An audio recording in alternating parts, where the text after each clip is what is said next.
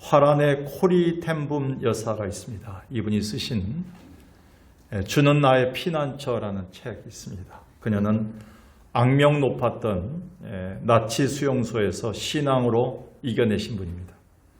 그녀는 그곳에서 매일 유대인들이 죽어나간 것을 보면서 이렇게 기도했습니다. 하나님, 비록 제가 이런 지옥 같은 곳에 처했을지라도 하나님을 예배할 수만 있다면 불평하지 않고 견디겠습니다. 그런데 갑자기 그 다음 날부터 그 수용소 방 안에는 이가 많아지기 시작했습니다. 처음에는 너무 황당했습니다. 예배하게 해달라고 기도했는데 이가 많아지다니. 그러나 그것으로 놀라운 일이 일어났는데 그 소문이 독일 군인들까지 알게 되면서 그 이 때문에 그곳에는 경비병들이 얼씬거리지 않았고 아예 방치하다시피 했습니다. 그 덕분에 코리 여사가 있는 감방은 자유로이 찬송과 기도를 할 수 있는 예배의 기적이 일어났습니다. 즉 그녀의 기도는 이루어졌으며 따라서 그 감방 안에 있는 많은 유대인들은 죽음 가운데서도 믿음으로 견뎌내고 살아나올 수 있는 그런 기적을 보게 되었습니다. 그곳에서 나왔던 생존자들은 이렇게 증언했습니다. 코리 여사 한 사람이 지옥 같은 그 수용소를 예배를 통해 천국으로 만들었습니다. 우리가 조금 전에 찬송을 했듯이 내 영혼이 은총 입어 중한제진 벗고보니 그 어디나 초막이나 궁궐이나 다 주 예수 계신 곳이 하늘나라다 라는 찬양같이 지옥 같은 감방에서도 예배를 통해서 하늘문이 열려 사람들에게 생명과 회복이 있었기 때문에 천국으로 변하는 그런 기적이 그때뿐이겠습니까? 지금도 우리 가운데서도 얼마든지 예배하는 곳에 생명과 회복의 기적이 일어날 줄 믿습니다. 그러나 코로나 상황을 한국교회가 오랜 기간 지나면서 가장 큰 숙제를 안고 있는 게 있다면 바로 예배 회복일 겁니다. 어느 사이에 우리가 드리는 주일 예배가 선택사항처럼 되어버렸으며 그렇지 않습니까? 몸이 아프면 또 일이 생기면 이제는 그렇지 않았는데 아들만 낳아도 딸만 집을 방문해도 약간 몸만 참으로 찌뿌찌뿌둥해도 우리는 예배가 선택사항이 됩니다. 내가 권사로서 집사로서 하나님의 교회를 지키고 예배를 반드시 드려야 된다는 생각은 없어지고 선택사항이 돼버렸기 때문입니다. 그리고 심지어는 어떤 분들은 대면 예배에 무경론까지 주장하는 분들이 많이 생겨서 코로나 이후에 30, 40대, 50대 초반까지가 교회에 나오지 않고 그냥 집에서 계좌로 11조를 송금하고 그냥 가끔씩 교회에 들리면서 종교인의 삶을 살겠다는 것에 많은 것들의 응답이 있었습니다. 며칠 전에 어떤 분이 국민일보에 자기가 출석하는 교회에 대한 현실과 그 안타까운 마음을 기고했습니다. 이렇게 썼습니다. 우리 교회는 오직 했으면 성도들이 예배당 출입할 때 출석부에 사인을 하고 들어오게끔 공고했습니다. 사실 이런 현상이 코로나를 거치면서 지금 우리 안에 심화되게 된 이유라면 어느새 우리 안에는 하나님에 대한 우선순위가 무너졌습니다. 그리고 하나님에 대한 절대적 신앙이 흔들리고 있습니다.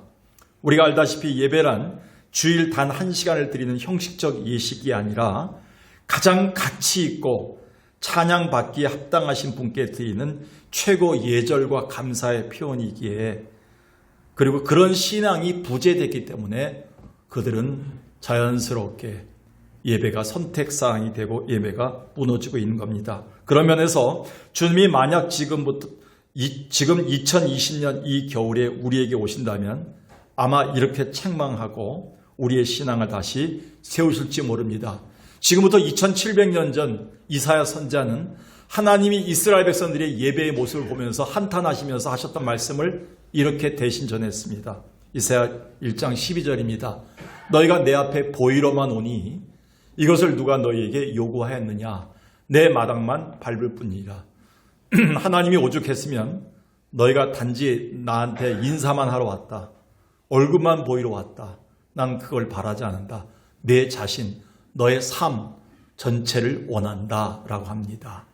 그런데 2700년 전 이사야가 살았던 시대의 이스라엘 백성들은 그저 헌금만 가져오면, 그저 예배당만 왔다 가면, 마당만 밟으면 그게 예배인지 알았다는 것이지요. 아마 지금 2020년 이 겨울에 주님이 오신다면 동일한 말씀으로 우리를 책망하실지 모릅니다. 그런 의미에서 우리는 오늘 지난 주일에 이어 성탄을 준비하는 마음으로 아브라함의 신앙 자세를 살펴보았으면 합니다. 그것은 우리가 믿음의 조상이라 불리는 아브라함의 복이 있는 인생의 비결이라고 할 수 있습니다. 알다시피 아브라함의 인생에 있어서 가장 중요하고 최우선적인 삶은 그 어디서나 하나님을 향한 영적 재단을 쌓는 일이었습니다. 그래서 하나님과 독대하고 하나님과 동행하는 일이었습니다. 사실 그의 인생 자체가 장차 그의 족보를 통해 오실 예수 그리스도를 준비한 삶이었다고 해도 과언은 아닐 겁니다. 육적으로는 아브라함이 예수님의 조상이었습니다.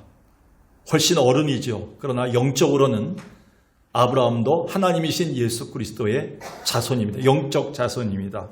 일찍이 성탄을 준비했던 분 중에 가장 준비를 잘했던 분이 그런 의미에서는 아브라함입니다. 아브라함은 자기 족보를 통해 오실 예수 그리스도를 이미 예비했기 때문에 마태복음에 보면 아브라함과 다윗의 자손 예수 그리스도의 세계다 이렇게 나옵니다. 그래서 다음 주에는 성탄을 준비한 마음으로 다윗에 대해서 우리도 다윗처럼 그런 신앙의 자세가 필요하지 않은가라는 말씀을 이어가도록 하겠습니다.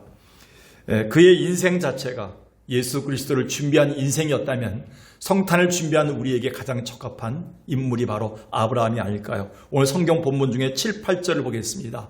여호와께서 아브라함에게 나타나 이르시되 내가 이 땅을 내 자손에게 주려 하신지라. 자기에게 나타나신 여호와께 그가 그곳에서 제단을 쌓았다. 그리고 8절에 보니까 장막을 친 다음에 텐트를 친 다음에도 그는 여호와께 여호와의 이름을 부르면서 단을 쌓았다. 이 단을 쌓았다는 것은 영적 제단을 오늘 의미하겠죠. 오늘날로 얘기하면 예배를 뜻하기도 하지요.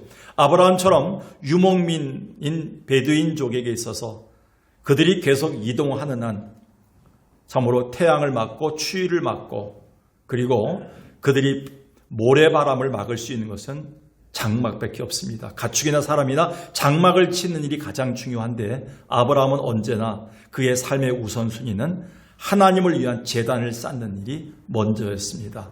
즉 그것은 아브라함이 인생에 있어서 가장 고귀하고 중요한 가치가 누구였는가? 바로 하나님이었습니다. 그분을 경배하고 만나는 일이 우선순위였습니다. 곧 그가 복받은 이유가 그것이었음을 성경은 증명하고 있습니다. 그래서 우리 또한 성탄의 주인공으로 오신 예수님을 진정으로 맞이하기 위해서는 아브라함처럼 하나님을 삶의 최우선으로 삼는 신앙의 자세를 교훈받아야 됩니다. 본문 들어가세요. 그렇다면 오늘 우리가 아브라함처럼 주님을 최우선으로 삼는 곧 영적 제단을 쌓는다는 것은 어떤 의미인가요?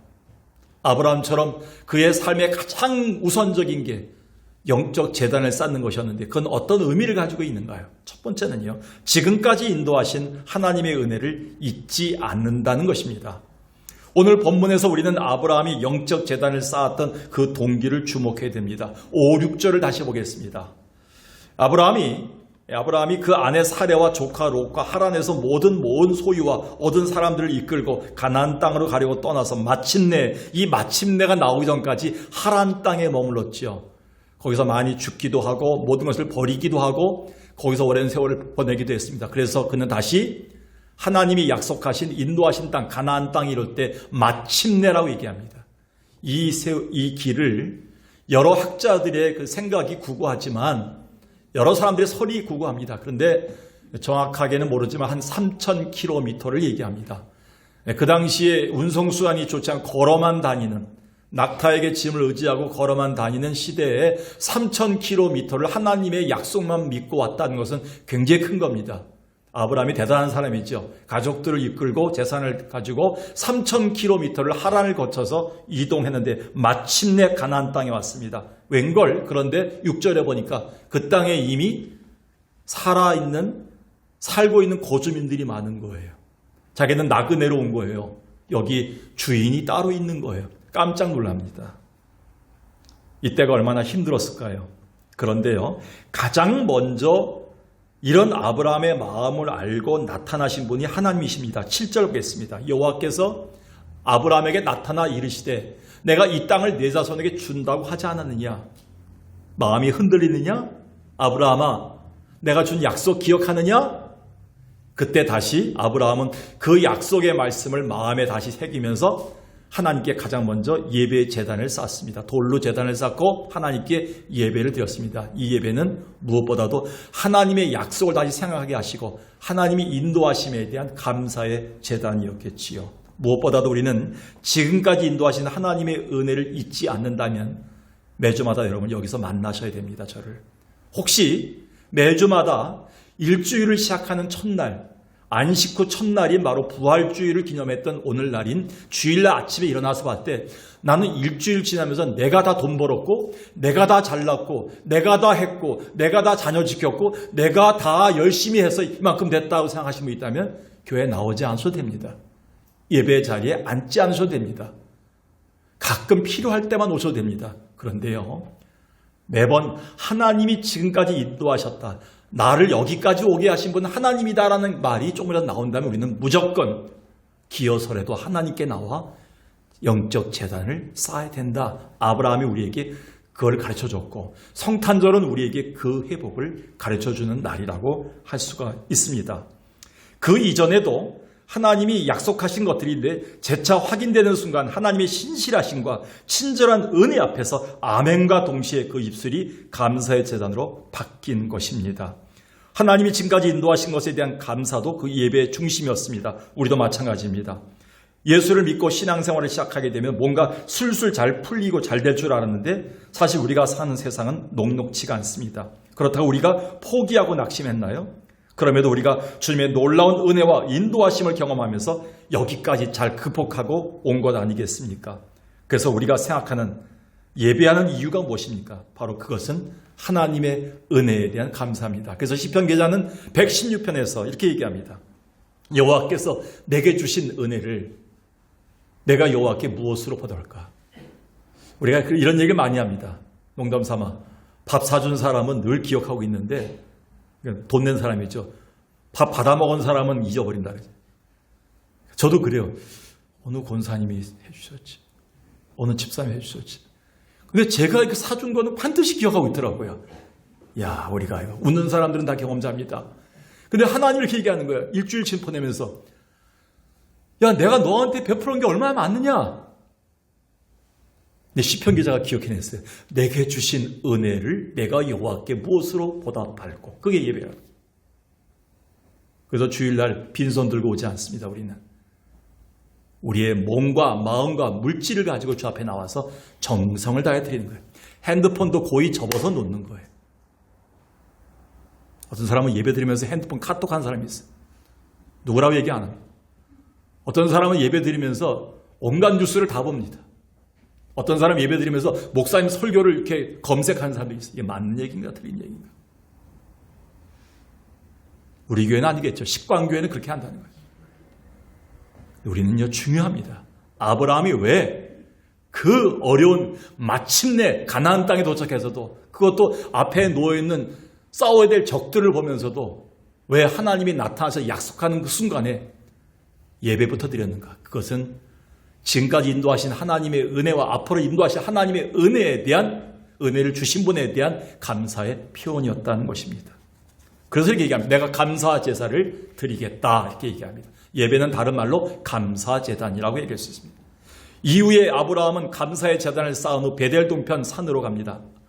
자기 가족들이 살 가치를 그 거처를 장만하러 갔습니다. 숱한 나그네 길을 거쳐왔던 그가 가나안 땅에 들어와서 처음으로 장막을 쳤을 때 그의 마음은 얼마나 기뻤을까요? 그는 장막에 불과했지만 감격은 되게 컸습니다. 8절 다시 보겠습니다. 거기서 베델 동편 산으로 옮겨 장막을 치니 서든 베델이요 독은 아이라 그가 그곳에서 여호와를 위하여 단을 쌓았다.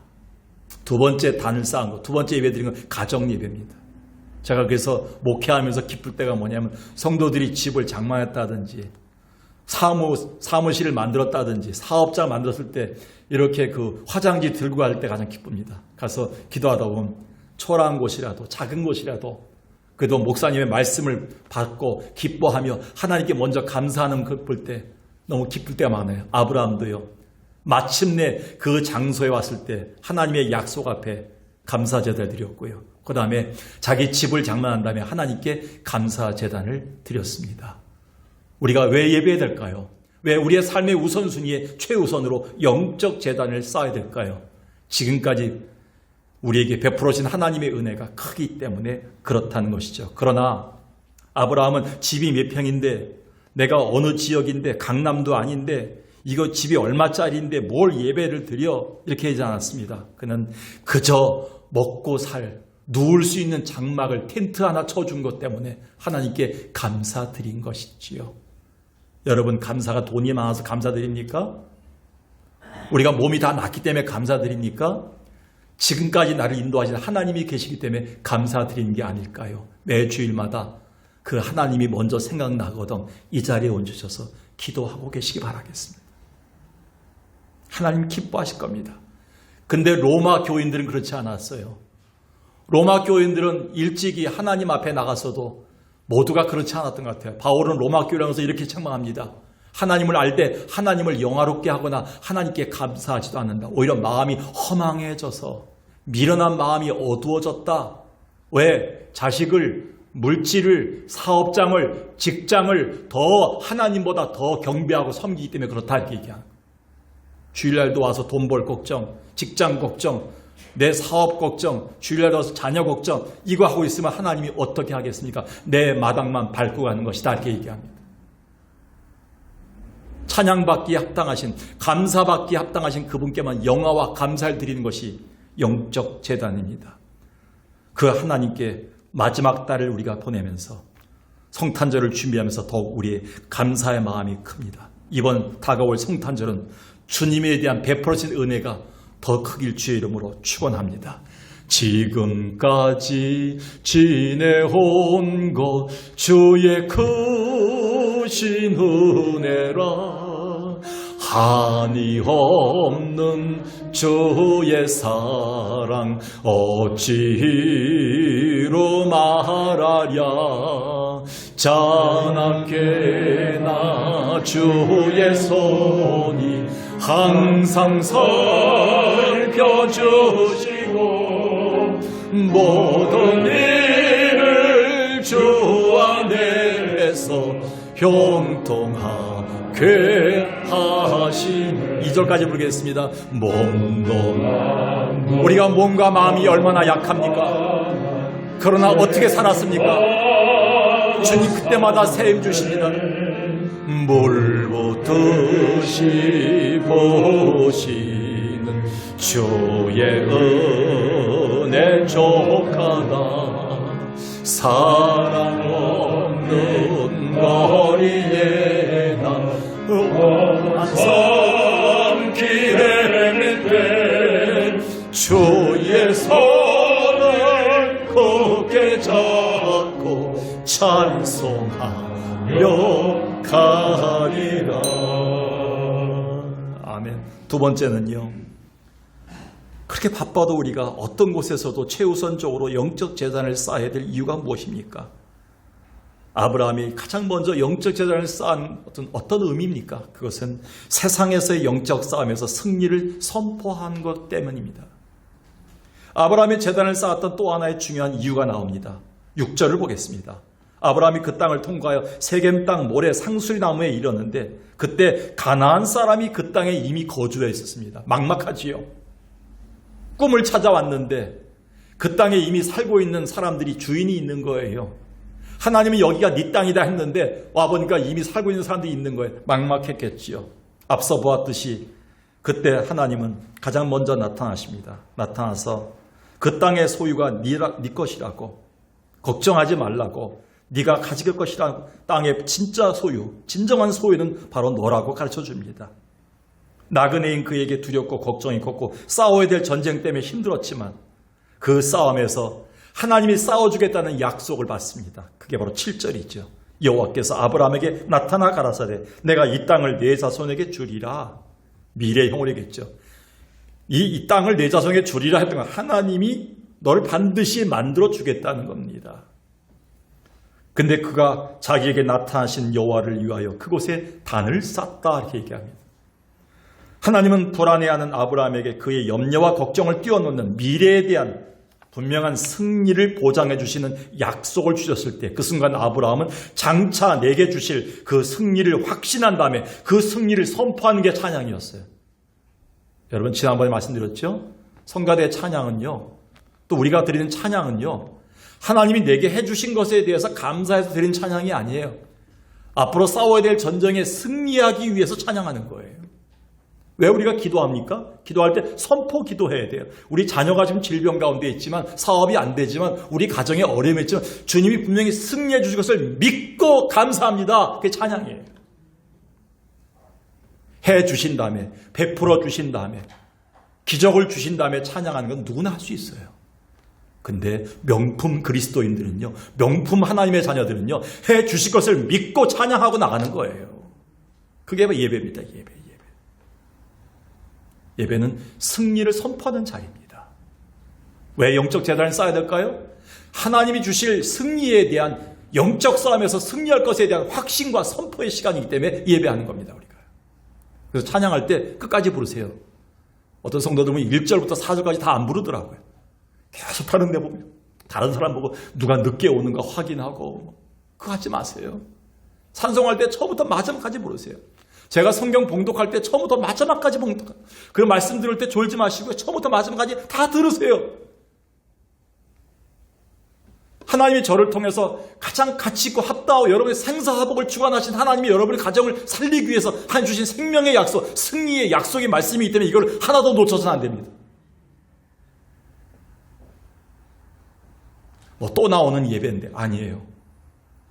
제가 지난번 조교수 컨셉 쓰러졌을 때 처음 통화가 됐습니다. 지금은 통화 안 되지만 그때 다시 예배에 나가게 해달라고 기도했어요. 제가 재활이 될 수 있도록. 장무석 장로님 지금 병원에서 입원 중에 계신데 코로나가 너무 심각하십니다. 근데 그 가운데서도 반드시 장로님 다음 주에는 나오실 것입니다. 걱정하지 마세요. 아파 누워 계신 분들이, 병상에 오랫동안 계신 분들이 언제 다시 예배당에 돌아갈 수 있을까요? 거기로 올라갈 수 있을까요? 우리는 하나님 앞에서요. 지금까지 승리를 주신 분이 하나님이시라면 앞으로 승리를 주실 줄로 믿습니다. 그 확신하면서 예배를 드려야 되는 거예요. 우리가 패배자로 온 게 아니에요. 낙오자로 온 게 아니에요. 얼굴 피세요. 주님의 성령의 피자를 드셔야 됩니다. 피자의 얼굴 피. 웃지 않으시니까 그냥 하겠습니다. 한번 읽겠습니다. 우리 그리스도인들에게 예배란 시작. 그리스도인들에게 예배란 지나간 날 베풀어 주신 주의 은혜에 대한 감사임과 동시에 미래에 주실 은혜들과 영적인 싸움에서 능히 승리할 것에 대한 선포입니다. 선포하는 시간. 선포하세요. 우리 가정을 힘들게 만들고 자녀들을 무너지게 만들고 남편을 어렵게 만든 사탄마귀 예수 이름으로 물러갈지어다. 선포하고 가셔야 돼요.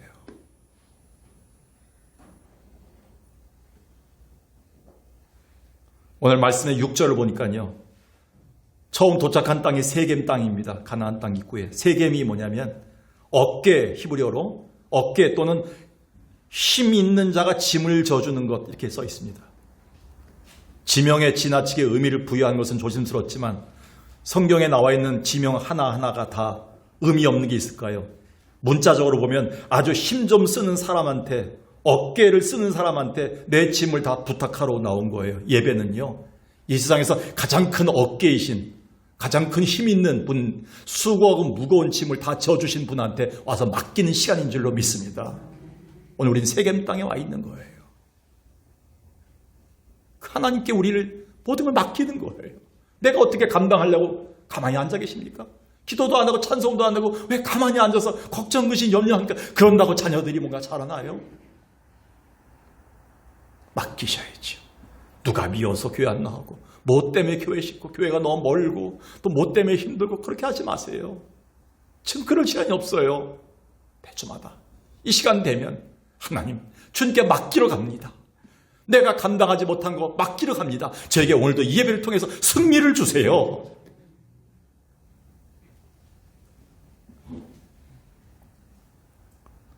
종교개혁자 마르틴 루터는 어느 날 예배를 드리는 중에 말할 수 없는 자기 죄의 목록이 자기 앞에 펼쳐지는 환상을 보게 됩니다. 너무 낙심했습니다. 내 죄가 저렇게 기가 막힌가? 나는 사망에 이르겠구나. 지옥에 갈 그런 생각을 하게 됩니다. 그러나 잠시 후에 그와 동시에 예배 중에 주님의 피 묻은 손이 나타나서 요한 1서 1장 7절을 펼쳐주십니다. 그 아들 예수의 피가 우리의 모든 죄를 깨끗하게 하실 것이다. 이 말씀을 펼쳐주신과 동시에 죄의 목록 위에 덮어 씌워주십니다. 내 죄가 다 사라지는 걸 보게 됩니다. 그리고 주의 보혈이 흐르면서 자기를 살게 하고 승리하는 힘을 주신 것을 체험하게 됩니다. 주의 보혈이 자기를 덮어서 승리자로 다시 일어나는 환상을 체험하게 됩니다. 여러분, 예배 시간에 여러분은 힘이 없지만 여러분을 위해서 죽으신 예수 그리스도의 보혈의 피가 흘러서 여러분의 삶을 살게 하고 흘러넘쳐서 여러분의 생명의 물줄기를 트게 할 줄로 믿습니다. 죄에서 자유를 얻게 함은 보혈의 능력, 주의 보혈, 시험을 이기고 승리하니 참 놀라운 능력이. 힘차게 찬양합시다. 주의 보혈, 주의 보혈, 능력이 또다. 주의 피 믿으오, 주의 보혈, 그 어린 양의 매우 귀중한 피로. 2절만 부르겠습니다. 육체의 정욕을 이길 힘은 보혈의 능력, 주의 보혈, 정결한 마음을 얻게 하니. 아멘. 참 놀라운 능력이로다. 아멘. 주의 보혈, 능력이 또다. 주의 피 믿으오, 주의 보혈, 그 어린 양의 매우 귀중한 피로다. 아멘. 마지막 세 번째는요, 하나님이 나와 함께 하심을 증거하는 것입니다. 내가 어려운 상황 속에서도 어디서든지 영적 재단을 최우선으로 쌓는 이유가 무엇인가요? 아브라함이 영적 재단을 가장 먼저 쌓았던 것은 어떤 의미인가요? 그것은 하나님이 자기와 함께 하심을 증거하는 시간이었습니다. 우리는 구약의 제3대 족장 야곱을 잘 압니다. 그는 아버지 이삭과 형을 속이고 야반도주하여 광야 죽음의 길을 나갑니다. 절대절명의 위기와 그의 미래는 막혔습니다. 죽음뿐입니다. 그런데 이때 하나님이 나타나셔서 확신을 주시자 그곳에 제단을 쌓고 이런 하나님의 약속의 은혜를 받습니다. 그게 바로 창세기 28장 15, 16절입니다. 하나님 이렇게 얘기합니다. 야곱아, 하늘이 열리지 않았느냐? 하늘 문에 천사들이 왔다 갔다 하지 않느냐? 그래서 얘기합니다. 내가 너와 함께 있어. 내가 어디를 가든지 너를 지키며 이 모든 뜻을 다 이룰 때까지 너를 결코 떠나지 아니하리라. 그때 16절에 야곱이 잠을 깨어서 이르되 여호와께서 과연 여기 계시거늘 내가 몰랐습니다 하고 예배를 드립니다. 지금까지 야곱의 인생은요, 앞에 막막했어요. 도망쳐왔어요. 미래가 없었어요. 하나님 nowhere, 하나님 어디 계십니까? 어디든지 하나님은 계시지 않습니다. 그런데 이 순간부터 그는 now here, 하나님은 여기 계십니다. 내가 가는 어느 곳에서든지, 내가 처하는 어떤 상황에도 하나님은 거기 계십니다. 이게 예배예요. 하나님이 나와 함께 하심을 보여주는 시간이 예배예요. 예배가 뭐냐고 물으세요. 이렇게 대답하세요. 얘들아, 하나님이 나와 함께 하시는 시간이다. 그래야 내가 살 수 있다. 고백해야 됩니다. 오늘 본문 7절도 보면요. 7절에 여호와께서 아브라함에게 나타나 가라사대 내가 이 땅을 내 자손에게 주리라. 그가 자기에게 나타나신 여호와를 위하여 그곳에 단을 쌓았다. 이 두 단어를 조심합니다. 여기 한 단어인데 두 번 반복합니다. 여기 나타나다, 여호와께서 나타나다. 그리고 예배 드렸던 동기가 하나님이 나타나신 것을 기념해서 예배를 또 드린 겁니다. 그래서 나타나다라는 말 히브리어로 라함이라. 이 라는 뭐냐면 하나님이 실제적 객관적으로 우리 앞에 나타나는 현현, 하나님의 임재가 얘기합니다. 하나님은 영이시기 때문에 보이진 않습니다. 근데 천사의 형태든지 사람의 형태든지 아니면 천둥과 번개를 통하든지 바람을 통해서든지 빛을 통해서든지 하나님은 어떤 상황 속에서도 그 사람만이 느낄 수 있는 하나님의 임재를 느끼게 하십니다. 그게 하나님의 현현이란 말은 뭐냐면 나타날 현자, 드러날 현자를 쓰고요. 또 옆에 현자도 나타날 현자입니다. 현재 현자, 그게 바로 나타날 현재입니다. 하나님이 나타나고 나타나시고 드러나시는 모습이 바로 예배이라는 거예요. 아브라함은 하나님의 나타나심, 하나님의 현현하심, 하나님이 지금 나와 함께 하심을 보면서 그는 하나님 앞에 예배를 드린 겁니다. 그래서 우리는 무서울 게 없어요.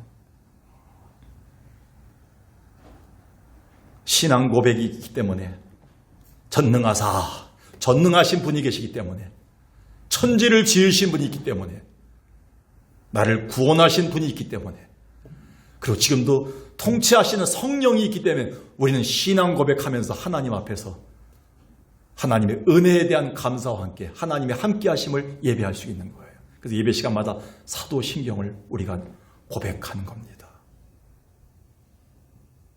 그래서 아브라함은 이방 땅에서 감사제단, 승리제단, 기도제단을 통해서 이방인들이, 종들이 하나님께 돌아오게 만들고 그들이 하나님의 믿는 사람들, 하나님의 자녀들을 벌벌 떨게 했습니다. 주변 사람들이 하나님 믿는 사람들, 하나님께 예배하는 사람들이 얼마나 두려운 사람들인가, 얼마나 무서운 사람들인가, 얼마나 힘 있는 사람인가를 보여주셨어요. 그게 창세기 21장이에요. 보겠습니다. 자기 가정을 힘들게 만들고 가정을 파괴하게 만들었던 아비멜렉, 블레셋 땅의 왕과 군대 장관이 찾아와서 이렇게 얘기합니다. 아브라함에게 말하여 이르되, 화해를 요청한 거지요. 내가 무슨 일을 하든지 하나님이 너와 함께 계시도다. 여러분, 우리가 이 말을 듣기 위해서 신앙생활을 하는 거예요. 23절에 아브라함은 부엘세바에 에셀나무를 심고, 이 부엘세바는 7 숫자, 세바가 7이다, 7. 하나님의 약속의 땅인 부엘세바에다 에셀나무, 영생하는 나무를 심고 거기서 하나님께 제단을 쌓습니다. 예배를 드립니다.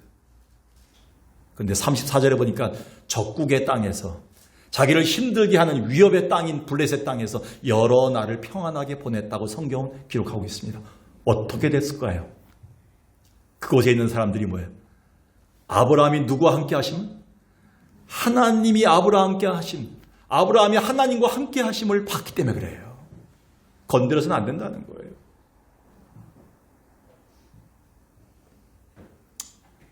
제가 이런 얘기를 이제 한번 한 적이 있었는데요. 저희 대학생 때부터 가르쳤던 형제가 있습니다. 군인 제대를 하고 장교를 제대하고 그 당시엔 파격적이죠. 뜻하지 않게 생명보험 회사에 들어가서 지금 설계사라고 하죠.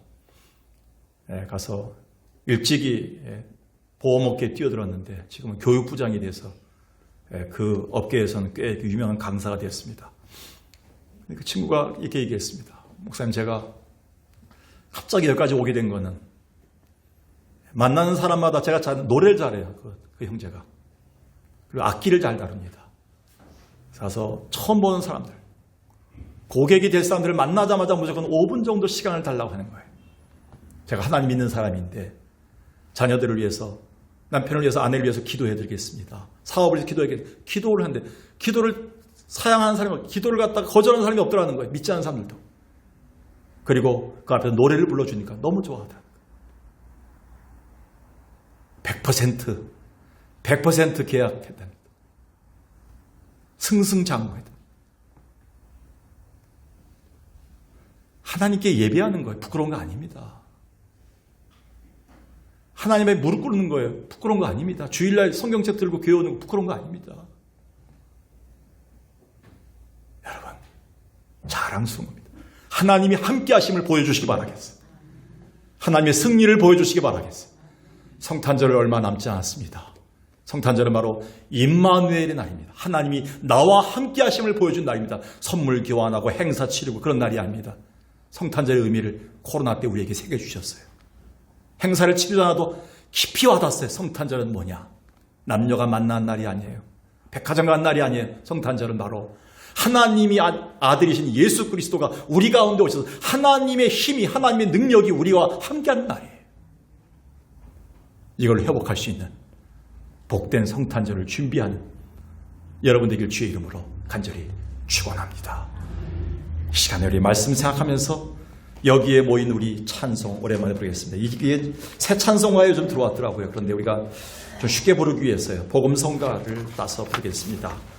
이 찬송 부르면서 준비하는 헌금하도록 그렇게 하겠습니다. 그리고 말씀 생각하면서 말씀을 기억하도록 하겠습니다. 주보 5면에 있고요, 4면인가요? 그리고 앞에 자막도 나와 있습니다. 여기에 모인 우리 주의 은총 받은, 은혜 안 받은 사람이 몇 개 있습니까? 다 받았습니다. 주께서, 주님이 이 자리에 함께 계십니다. 그걸 확인하는 것입니다. 함께 계심을 아노라. 언제나 주님만을 찬양하며 따라가리니, 시험을 당할 때도 함께 계심을 믿노라. 이 믿음 더 거세라. 저가 지켜주신다. 어두운 밤에도 주의 밝은 빛 인도하여 주신다. 주님이 어느 때는 이 나그네 길이 하나님 왜 인도하셨는가, 왜 이렇게 됐는가 헤아리기 힘들 때가 많습니다. 그러나 오늘 말씀처럼 오늘 주님 뜻 안에 여러분이 함께 있고 주와 함께 하시면서 주가 이루어 주실 일들이 많습니다. 확신을 갖는 승리를 선포해야 됩니다. 사랑과 말씀들이 나를 더욱 새롭게 하니, 때로는 넘어져도